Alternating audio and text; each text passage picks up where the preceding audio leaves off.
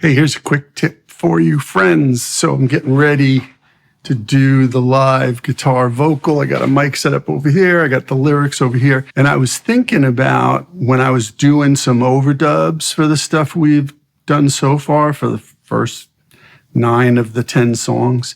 And if you really want to make it easier on yourself when you're overdubbing, here's 2 tips. The first tip is lower the music that you're listening to in your headphones when you're doing overdubs. That means lower, select all the tracks except whatever you're overdubbing, and bring them down like 10 dB. It'll be much, much easier to relate to it in your headphones. Not only easier to hear yourself, but with modern DAWs and softwares and stuff, there are ways to get around that. But just bring it down 10 dB and the dynamics will balance better. Because let's say you're playing acoustic guitar. You're going to hear a good deal of the live acoustic guitar. Your body's going to feel it. You're just going to absorb the vibrations of that acoustic guitar when you're doing your overdub, regardless of where you've set your software and the mics and the balances. So just bring everything except the track that you're recording on down about 10 dB. Here's the second tip. If you're playing to a click track or a drum track or a loop, turn that up, like ridiculously up. Yeah, I know it might bleed through your headphones a little bit. We've been dealing with that for decades. Don't worry about it. But you also don't want to blow your ears out. So bring the main everything down, all the instruments down, and turn the drums, the click track, the loop, whatever it is, up responsibly.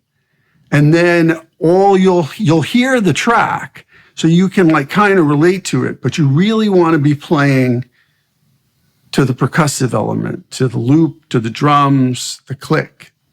And then I'll throw in an extra little tip. Practice a few times first before you do the overdubs, especially if you're doing this at home by yourself, because it's really hard to do. You got to set up all the mics. You got to get the phase relationships. You got to get blah, blah, blah, blah, blah. Okay. Run through it a few times. What I used to do when I was starting out as a singer-songwriter, my drummer happened to be an exceptional drummer, really, he's ended up being in the industry tip-top for the last 30 years after we worked together. And he used to bust my chops all the time. He'd be like, damn it. He's like, come on, man, get in the groove, And I'm playing like a singer-songwriter. That didn't last long. I bought myself an Akai MPC 2000. And when he went on tour with the Average White Band, because that was his other band. When he wasn't in the Highline Riders band, he was in the Average White Band.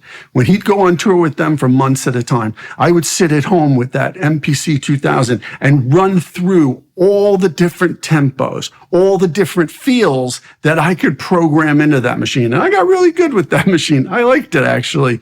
And when you can make a click track, when you can make a loop, when you can make a drummer or all those things together groove, when you're slinking around all those parts, that's when you've got it.